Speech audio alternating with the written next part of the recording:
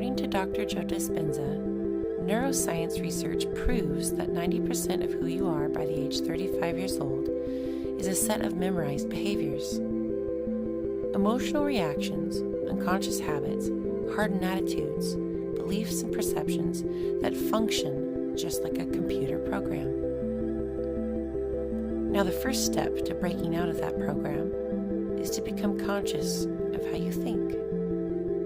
Notice how you act. Pay attention to how you feel. Because the act of observing one's state of mind and body separates them from the program. Now, at this moment, you're the consciousness observing the program. So now your brain isn't the record of the past. Now it's a map of the future.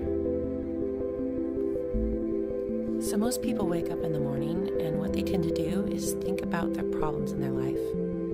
And these problems are attached to memories from the past.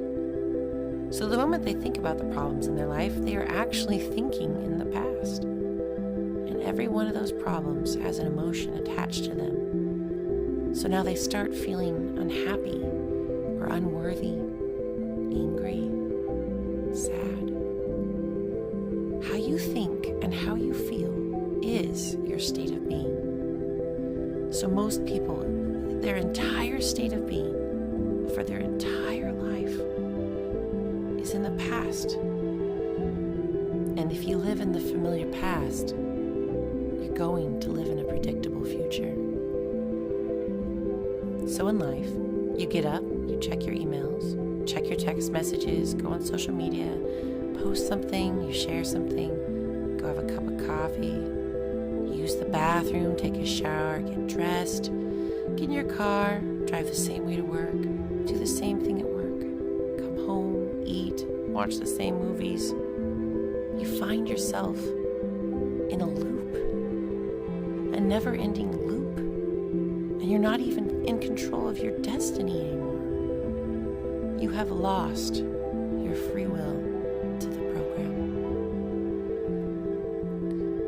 If you get angry at a person and all of a sudden you get a jolt and a rush of energy in your brain and in your body, you could start to like that.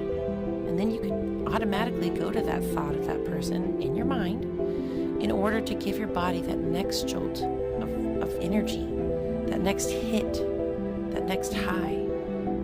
So all of a sudden, people become addicted to their own thoughts. And these thoughts can be so deep and so dark and angry, and it can almost feel like these emotions and feelings are actually you, but they're not.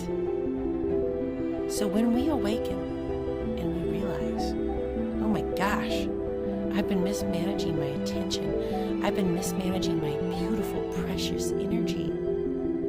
They have the desire now to want to get past those things that keep them within the program. They realize they have to get beyond their past and the emotions attached to them. They want to break the habit. They want to break the loop and the perception that they've been caught in.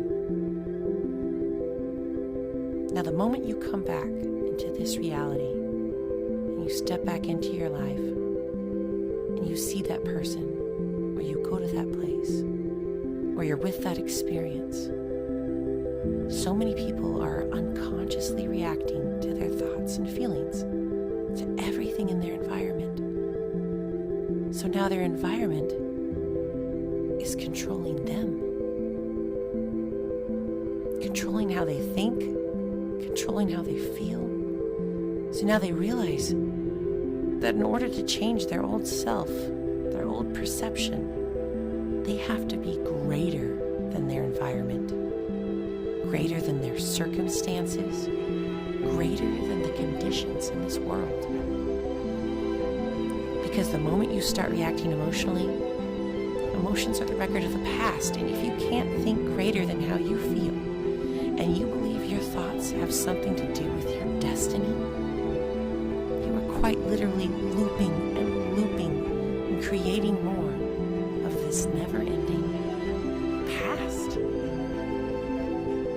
So it turns out that the repetition of feeling and thinking and feeling, these loops that people get caught in, they condition their body to subconsciously become the mind. Which means now your body is your unconscious mind, and it believes it is living in the same reality over and over again. A person could be in this state their whole entire life, 24 hours a day, 7 days a week, 365 days a year. This state has been proven to affect your health in a negative way. The latest research on genes says that genes don't create disease. It is the environment that signals the gene that creates the disease. This is called epigenetics. In my research, I have found that epigenetics help determine which function a cell will have. For example, whether it will become a heart cell, a nerve cell, or a skin cell. So if you are reacting emotionally to your environment the same way over and over and over again, signaling the same gene, you are now headed for a genetic destiny. Studies now show that hormones of stress push the genetic buttons that create disease. And if you could turn on the stress response just by thought alone, that means your thoughts can make you sick. And if your thoughts can make you sick, is it possible that your thoughts can make you well?